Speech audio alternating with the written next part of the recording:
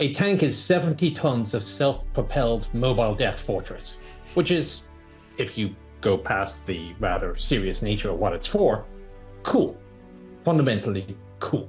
Oh, and by the way, the Sherman was also being lifted off in cranes and put onto a Pacific island with no harbors, no ports, and it's kind of like, well, the German tanks were great. It was, well, I'd like to see the Germans try to support a Panther battalion on Kwajalein Atoll. I don't think they'd manage it. Hello and welcome to another episode of Times Radio History Myth-Busting. I'm James Hanson. Every episode we choose a moment from history, historical figure or a piece of equipment, and I sit down with one of our experts to talk through some things that people get wrong, and we'll also cover a few things you may not know. Today we're back talking all things tanks, and I'm delighted to be joined from the US and for the first time on the channel by the author, historian and YouTuber Nicholas Moran. Welcome, Nicholas. We should say you run the absolutely brilliant YouTube channel, The Chieftain.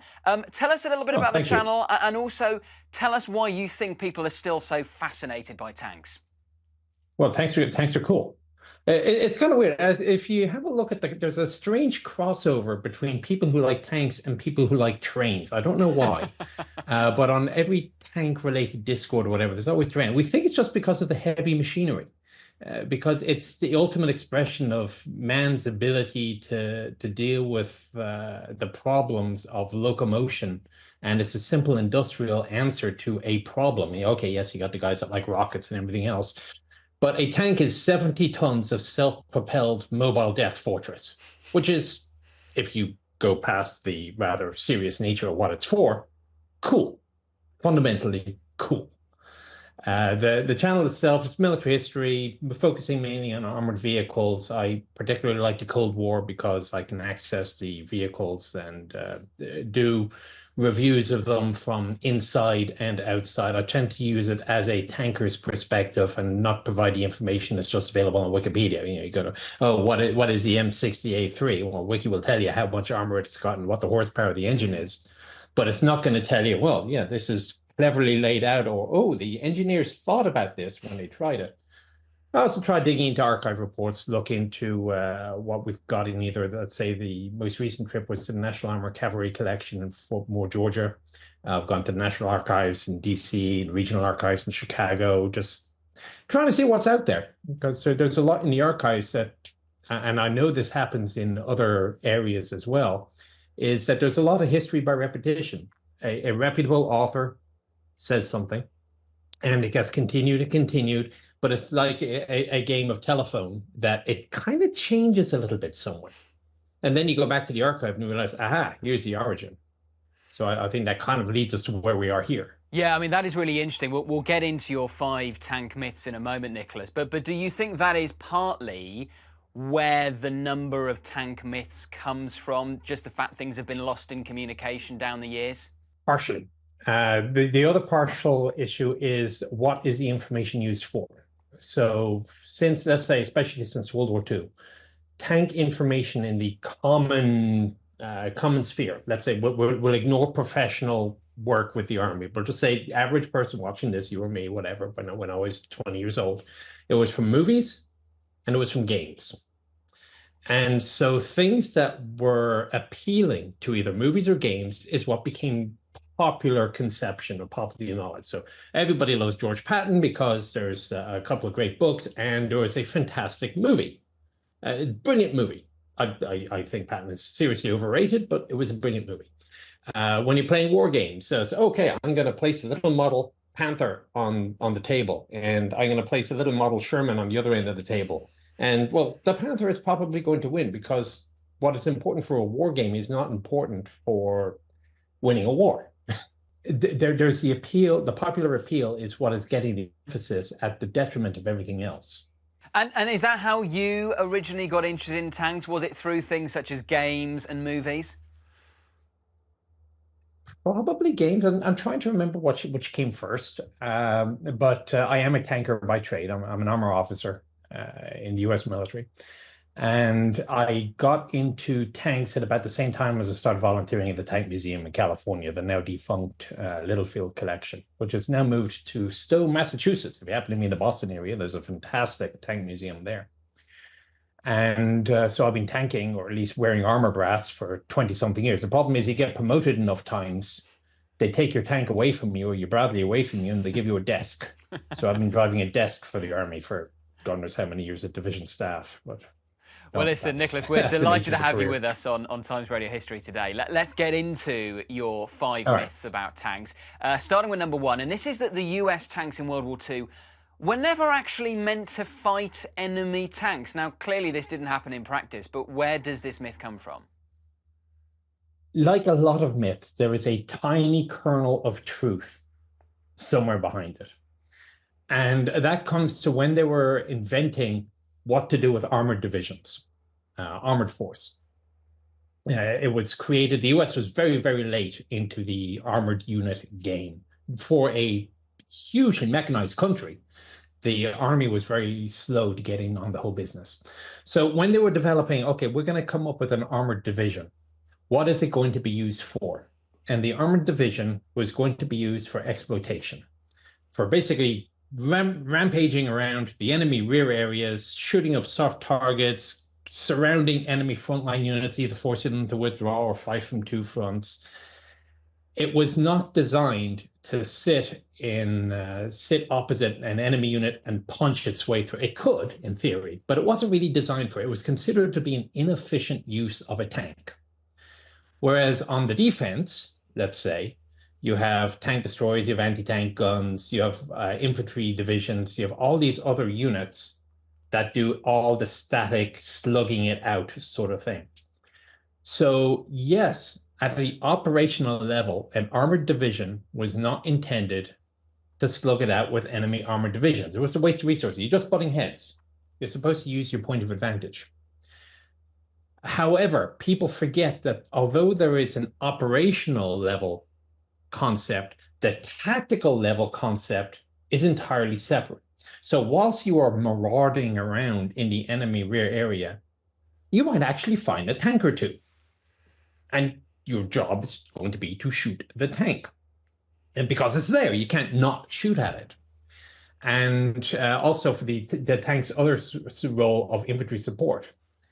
Infantry support isn't just shooting up machine guns, it's shooting up anything that the infantry is having trouble with. And infantry, especially in World War II, before the advent of Javelin anti-tank missiles, would find a tank a problem. And there's difficulty in wheeling up an anti-tank gun. And okay, maybe the 1940 37 millimeter, it's one thing, but when you start getting up to 6-pounders and 3-inchers, they're a little bit heavy and unwieldy to be dragging around. So if you look up the field manuals for the US Army at the time, it says the function of the medium tank is to protect against enemy tanks when the infantry are attacking. There's other proof contrary. So when the Americans developed the tank destroyer branch, and that's another root of the myth, because if you have tank destroyers, surely the implication is that their job is to destroy tanks, which means that the tanks don't have to destroy tanks. You just get on the radio and you call it a tank destroyer. That is not how it was supposed to work in doctrine. A tank destroyer battalion was an entire unit, self-contained, held in the rear for an enemy armored breakthrough, because they had seen what had happened to France and the UK in 1940. And they realized that the standard technique of spreading anti-tank guns everywhere just wasn't going to work. The enemy was always going to attack at a point of its choosing, and you would have to react to it. And so the tank destroyer battalion was created to be this mobile reserve that could go, and it was very well optimized for destroying tanks. It was better at destroying tanks than another tank was. Now, whether it is enough better that it was worth having an entire battalion of vehicles made of armor and using gas and hundreds of personnel sitting in the back waiting for the enemy to attack, well, that turns out to be highly inefficient. You're better off just having another tank battalion, accepting the 90% effectiveness, but then you have greater flexibility as to what you can do with the thing. I mean, this is the last piece of evidence here. They used as their primary anti-tank gun the M1897. This was the French 75 from World War I. I rented that in half track. They used an improved version of that gun on the M3 medium, which was the Lee or the Grand. And then when they went to the Sherman, they realized, and it's in the documentation, this gun isn't strong enough for the latest tanks. we need to get a bigger gun for the Sherman so that we can kill tanks, which are getting bigger and stronger. So just in the arc of documentation, proof, tanks would supposed to fight tanks. And I can go on, but I'll let you go get a word in edgewise. That's absolutely fascinating. I mean, I wonder in a way to what extent some of the myths that there are around the Shermans actually play into this, because there was that sense that they weren't up to the Panthers, for instance. Right, and I saw your episode with Chris Copps, and he dealt with that fairly thoroughly. It was not a tank designed to win a slugfest. It was a tank designed to be a part of a larger machine of the U.S. military with all its supporting assets, the infantry, the tank destroyers, the artillery, air power. A lot of them would all work together to create the Sherman. Oh, and by the way, the Sherman was also being lifted off in cranes and put onto a Pacific island with no harbors, no ports. And it's kind of like, well, the German tanks were great. It was, well, I'd like to see the Germans try to support a Panther battalion on Kwajalein Atoll. I don't think they'd manage it. And hypothetically, let's say military doctrine at the time was in line with this myth and US tanks were not meant to fight other tanks. How would that have changed the nature of the war? Well, the reality is it wouldn't have, because they didn't follow the doctrine as it was. Because so many of the generals realized that having these battalions of armored vehicles sitting around doing nothing was a waste of equipment, they ended up just simply putting them out to the front lines anyway and using them as ersatz tanks or putting them out front, which of course was a problem. The few times that the Germans did do a mass tank attack is that the tank destroyer battalions had already been split out and divvied out, and it was only at the Battle of the Bulge and at El Gatar that the tank destroyer battalions actually worked as tank destroyer battalions. So, and as you say, the enemy gets a vote. Yeah, we don't think we should be fighting tanks, but the enemy may not agree. And that was the reality anyway, is that the tanks met, and fortunately the doctrine thought about that, and they gave the Sherman the best gun they could with the best ammunition they could. Now, whether or not that was sufficient is another matter entirely. Then you get into the whole intelligence failure with the Panther. How many of them are there? Where they're going to be? Is the gun tough and strong enough to knock out the Panther? That isn't a doctrinal issue. That is a technical issue, that the engineers simply didn't develop the gun and the ammunition strong enough to deal with this bizarre tank that the Germans were coming up with, which in itself was kind of a stupid tank. But if you were unfortunate to meet a Panther on the battlefield, you had to deal with it regardless of the chances of meeting it in the first place, which were pretty low. Okay, let's move on to tank myth number 2 now, and this relates to the M26 Pershing tank. And the general myth asserts that the tank could have arrived earlier and been the main tank at D-Day. Could it have been? No. And the further on from that is that Pershing wasn't selected because General Patton did not like it. He wanted the lighter, more mobile, more maneuverable Sherman. Patton would have had nothing to do with this decision. He was a field commander. He's got nothing to do with ordnance branch or tank development. There are 2 problems or 3 problems with the Pershing myth. The first problem is simple timelines. The prototype of the Pershing was delivered in January, February of 44. That would mean that the tank would have to be built in numbers and shipped to the European theater within 3 months, basically, to make it ready for the invasion. If you look at a counterexample, the 76mm Sherman, it was approved for production in July or August of 43. The factories didn't start churning them out until February. And by the time you got to D-Day, there's only 150 or 180 of the things in the UK. So that is almost a full year in the difference it took for the 76 Sherman to get there. Pershing couldn't have done that. The other problem with the myth is that it assumes that the Pershing would have done the job. Now, when it shows up, then the 20 of them show up in the Zebra mission in early 45. People are going, yes, we got a brilliant gun, we got much tougher armor. The problem is that the troops who received it hadn't worked with it long enough to understand the failings of Pershing, such as it didn't have a stabilizer, it didn't have a powerful enough engine. Immediately, the US Army realizes we need to upgrade the engine on this thing, and they make the M46, which is basically a Pershing with a new powertrain. And that was sent to Korea. When Pershing went to Korea, it was a case of, well, crap, this engine isn't strong enough, it's not reliable enough. We're going to pull the Pershings out, we're going to replace them with more Shermans. So the idea that the Pershing you had fleets of Pershings with the same operational readiness rating flying around Western Europe is unlikely. And the third issue is in testing, it just wasn't ready for service. So the initial delivery in 44, early 44, it didn't have enough ammunition to carry like 48 rounds. European theater wanted 70, so Ordnance had to completely refurbish it. I have a report dated in December 44, basically saying T-26E1 is unserviceable and not fit for duty overseas. Fix it. And they ended up, as I say, fixing it in December, January to go overseas. So it was a good tank, but it was so limited that it wouldn't have had the same effect, people think. And again, it certainly would not have been there in the required numbers to be effective. A historian by the name of Bailey, Charles Bailey, I think his name was, he wrote a book called Faint Praise. He estimates that the Pershing could not have gotten to the battlefield any sooner than maybe a month and a half sooner than it actually did. I have come to a similar conclusion, although my reasoning is a bit different. There's people will talk about McNair, General Leslie McNair, saying that he blocked Pershing because he was of the believer that tanks shouldn't be fighting tanks. Again, it was a poor economy, was what he said. And although that was true, he only blocked the production of Pershing for like 6 weeks before he said, okay, look, I'm overruled. The troops want this. Ordnance want this. We're going to make the thing. We're going to field it. So McNair is given a lot of very bad press because he's an artilleryman and he loved guns. Well, the head of armored force was Jake Devers. He was an artilleryman. So being an artilleryman has nothing to do with it. McNair delayed Pershing. No, Pershing was delayed because of engineering issues and also because Ordnance had kind of bitten the hand that fed it a little bit. They came up with this wonder weapon called the T-23. It was going to be the greatest tank since sliced bread. It would go just as fast backwards as forwards. It did because it had electric motors. And they convinced the army to buy a couple of hundred of the things. Complete wasted effort.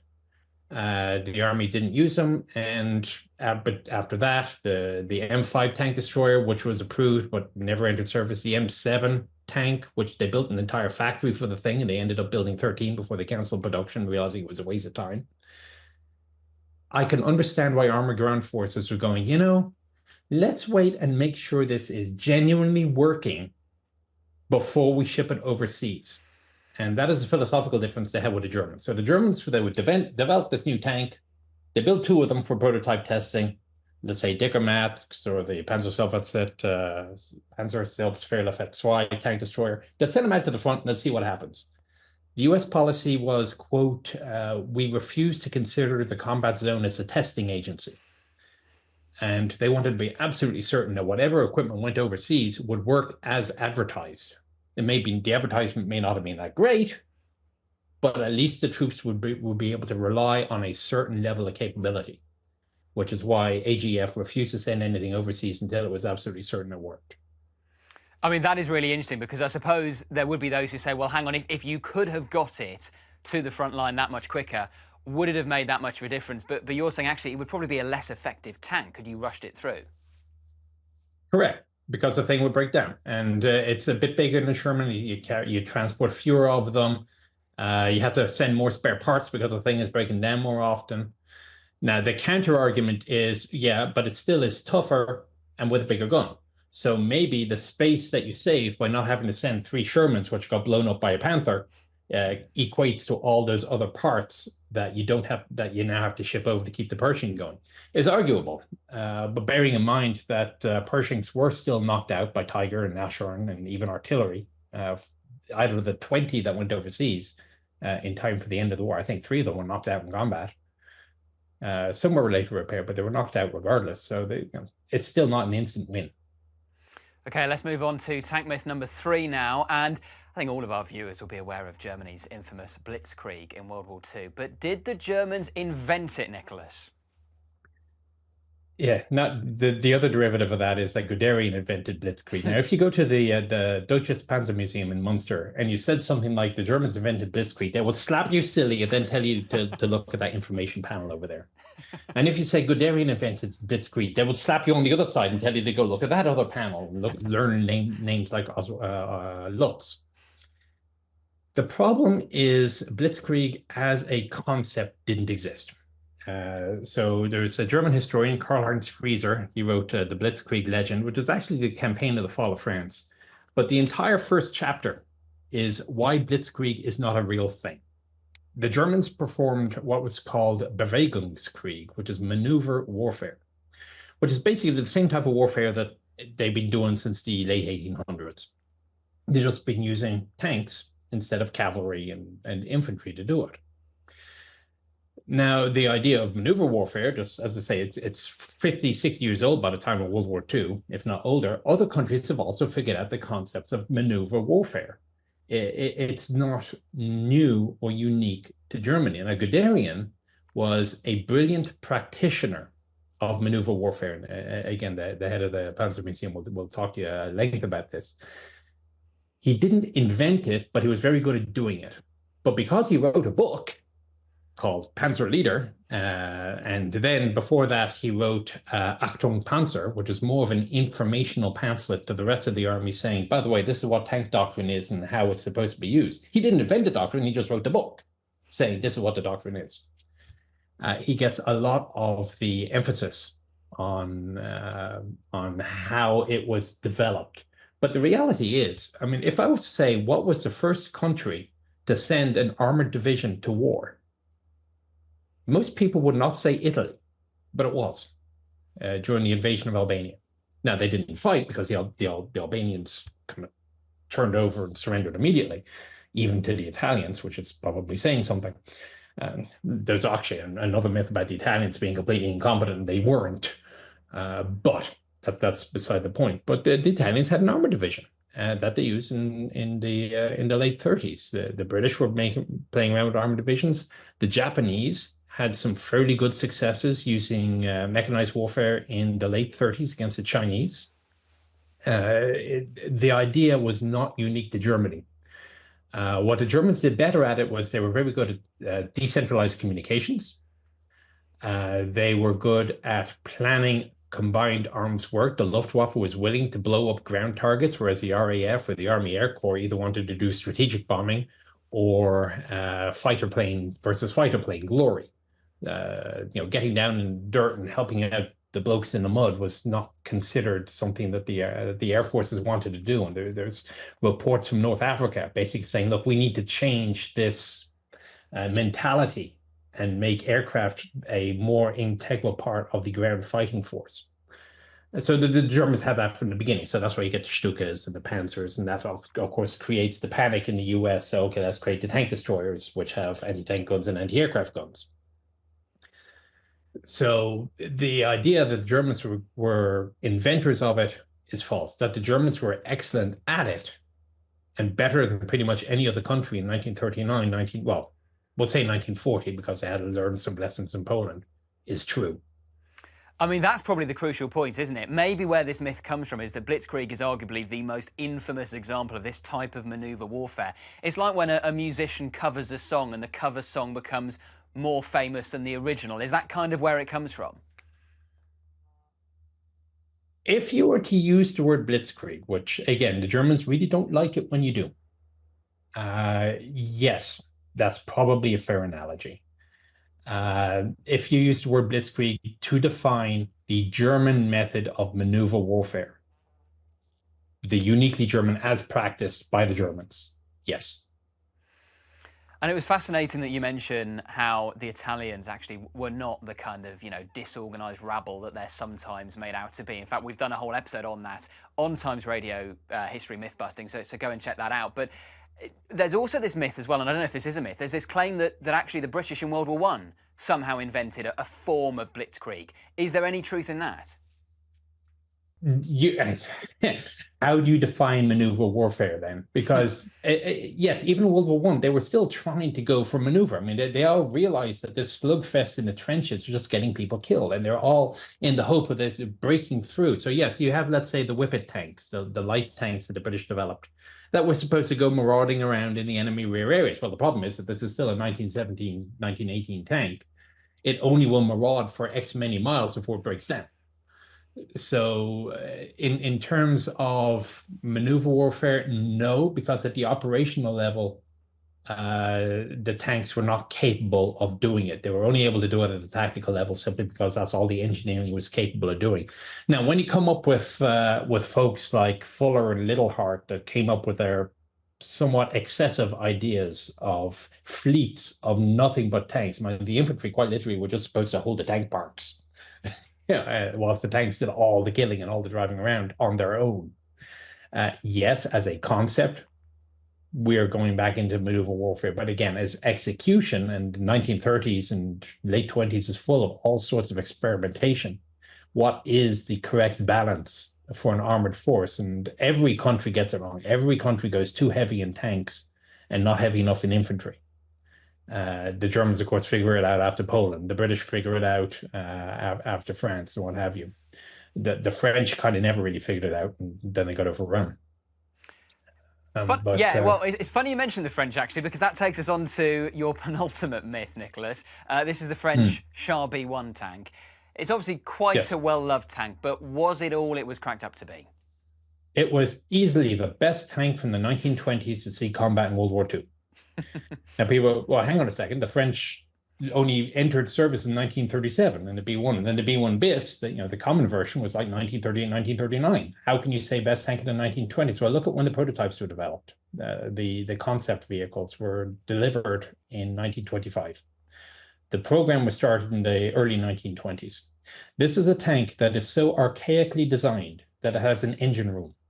I'm not joking. You're in the crew compartment, you open a door, and you walk into an engine room with a passageway that goes all the way to the back end of the tank. There's a hatch at the back that you can get out, with the engine on one side and the radiator on the other side, and probably a bit more spare ammo and everything else. This is an incredibly inefficiently designed tank. Now, people will say Char B was great because it had a good gun and had great armor. And they will point at Biot's run at Stun. And say, look, Biot went into Stun. He got hit 147 times or whatever, and he killed 14 tanks. Yes, he did. The problem, Biot was a company commander. Where was the rest of his company? Why was he driving around Stun, a town, on his own without his company? And the reason for that is that the tank is incredibly poorly designed to work as a tank, as part of a formation, because the one-man TC, who's also the gunner and everything else, and if he's the company commander, he has obviously lost contact and communication with the rest of his unit. He doesn't know where it is. He has no situational awareness. He has very limited ability to talk to anybody else because the radios either didn't work or the French were forbidden from using them because they were afraid of false insertion by the enemy of instruction, or wasn't even fitted. So you have this incredibly powerful tank. It's like a mouse from the 1930s. Incredibly powerful tank that doesn't really do very much unless it just happens to be in the right place at the right time against the right kind of enemy, which Biot was for the purposes of that tactical engagement. And for the purposes of, his other 6 tanks in the company were somewhere way the hell over the hills and far away, and he wasn't doing his job as a company commander like what the French army were paying him to do. And the French First Armor Division, they basically were completely filled with Char B1s. They were basically overrun by more mobile, better coordinated German units, simply because they were able to literally run circles around the Char Bs and shoot them up from behind and shoot their supply lines and everything else. And then you also have the strange issue with the castor oil, that the steering system for the B1 used a type of castor oil. Now, unfortunately, this is not the same castor oil that you put into your food. But the French servicemen didn't realize that. They put the wrong kind of castor oil into their vehicles, and that kind of broke down. So, yeah, again, it's the war game effect. In the war game, all you care about is how thick is the armor, how good is the gun. And Char B does great there. At the operational level, to win a war, not so much. But it's really interesting because, Nicholas, one of the things you often hear, I mean, if you just stick into Google, for example, the Char B1, you will see loads of people claiming it is somehow the best tank of World War II. And I appreciate what you say about, you know, it's kind of got the sexy characteristics of a tank because it's got great ammunition and it's great artillery and it's got great armour. But is that enough to explain why so many people love it? Everybody loves a hero. Of all the Char Bs that were built, let's say 400, give or take, how many commanders can you name? I can name a whole bunch of Sherman commanders. I can name a bunch of German commanders. How many Char B commanders can you name? The only one that really comes up is Biot. There was and his tank Ur. There was another Char B commander called the Butcher of Stone, who ended up in actually the same battle a couple of days later. Some people know his name, and it even eludes me.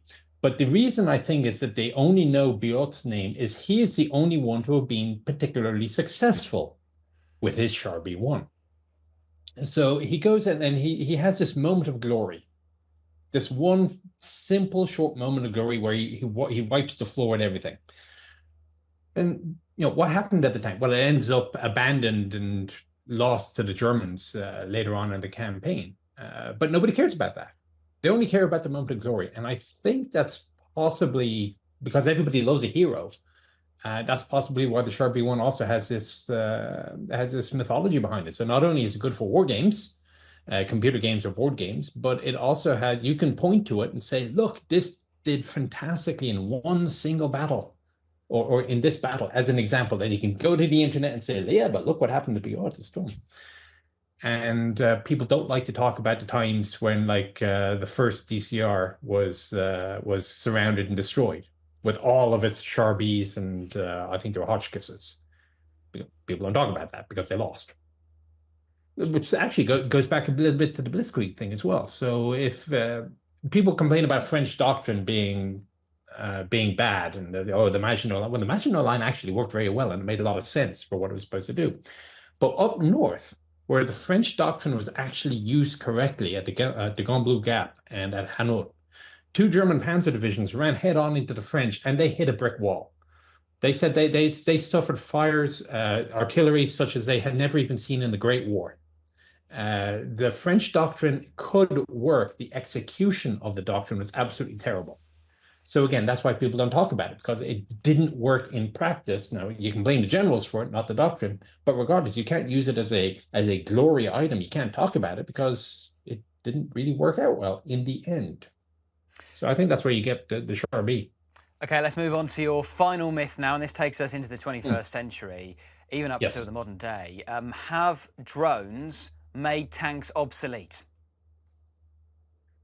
So the tank has been obsolete several times, 4 or 5 times now since the invention. It starts off like World War I, where somebody realized, well, they're not actually all that scary because they break down a lot and they're really easy to kill. You just take this artillery piece we have over there, only aim it sideways, and you can't miss a tank. It's huge, and it's got no armor to stop an artillery shell. Tank's not going to go anywhere. And that's actually why the Germans never built many tanks in World War I. They didn't see the point in it. They thought it was a bit of a Wunderwaffe, shall we say. Then after World War II, when people have Panzerfaust and Bazooka and Piat and Panzerschreck, an infantryman can just carry on his shoulder or on his back something reloadable, perhaps in the form of bazooka, let's say, that can destroy any armored vehicle out there. Well, you just made a tank incredibly vulnerable. It's going to go obsolete. Well, it didn't. Come 1973, the Egyptians carry little briefcases with missiles inside them, the AT-3 Malyutka, Sagar. They set them up and they absolutely demolish the Israeli forces coming to try to kick them back across the Suez Canal. Well, the Israelis figure out what to do about it, and suddenly the suitcase Sagar is no longer the existential threat to the tank. And now, so you get the drones. Then was the attack helicopter, and now it's the drone, where it's a $10,000 drone. It goes around and destroys a tank. The problem is that there's things that a tank can do that nothing else can do on the battlefield. So until something comes up that can do the job of a tank without being a tank is still going to be needed. And if a tank is going to be vulnerable to things, imagine what anything else, like an IFV or an infantryman who can still be killed by a pointy stick, but still hasn't been removed from the battlefield. Now, there is going to be other people going, oh, you're like the old battleship admirals from World War II. Yeah, they refused to accept that the battleship was obsolete. Well, that argument forgets about the Jeu Nicole of the late 19th century, when, oh, we're going to have torpedo boats and the torpedo will sink the battleship in this cheap little thing. Well, it didn't work out that way because battleships can do things that torpedo boats cannot. Now, today, an aircraft carrier can do everything a battleship could do except better. Nothing has as yet come out that can do a tank's job better than a tank. So if the infantry needs something blown up, or if you want to move really fast in something incredibly tough to kill in any weather, day or night, because of course drones don't really work so well in a thunderstorm, a tank will still drive and kill people. Perhaps for long periods of time. They are going to sit on this hill for 3 days, try and take it from me. Good luck doing that with a drone. Or I'm going to show up, maraud in the enemy's rear with machine guns and so you can't do that with a drone. And take hits. So all that's going to happen is that the drone is becoming one new factor to consider. So it was missiles, it was aircraft. The drone is a cheap air force for countries that can't afford a real air force, particularly. And so what's going to happen is that they're going to develop new tactics, they're going to develop new technologies, and the tank will continue in a slightly evolved form with new supporting assets, be it EW vehicles, anti-aircraft vehicles, whatever, just like we used to have back in the 80s. We used to have lots of anti-air vehicles. And then we got the US Air Force, and then nobody cared about anti-aircraft anymore because US Air Force shot everything down. And so that's what's going to happen. So the tank is still the focal point of an offensively minded maneuver force together with the mechanized infantry. And everything else is going to evolve to protect it against the drone. Well, Nicholas, this has been genuinely absolutely fascinating. You have comprehensively busted 5 tank myths for us. Thank you so much. Before you go, we always like to ask our guests, give us a fact, a true fact that maybe not enough people know. All right, names. So everybody knows that the British invented a lot of the names for the American vehicles. Sherman, Stuart, Lee, what have you. What is not so well known is that US Ordnance actually decided to start using them themselves. So there's a document in the archives dated November 44 that basically says, look, the following nicknames are to be used by Ordnance Branch whenever they're releasing information to the press. And it has names like General Sherman, and it actually uses the word general. Now in the UK, you wouldn't say General Sherman. It was a direct instruction from Churchill not to use the word general.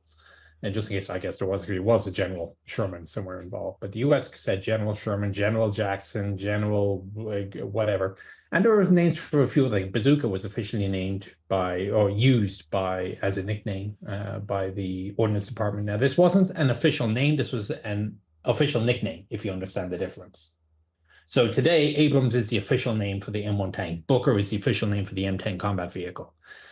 The nicknames were not official, but they were officially used. So officially unofficial, but unofficially official, to use the Yes Minister reference. That's a brilliant note to end on. Oh, sorry, carry on. The only one is Wolverine. Nobody knows to this date who the hell came up with Wolverine for the M10 tank destroyer. We're all sorts of theories, and it was in existence at least by 1946. But nobody's found any documentation saying where it came from. Nicholas, I'm afraid that's what we've got time for today, but thank you so much for joining us. And we will be back busting more historical myths very soon. And don't forget, if there's anything you would like to see us deconstruct, let us know in the comments below. And remember to like this video, share and subscribe to our channel, Times Radio History. We'll see you next time. Goodbye.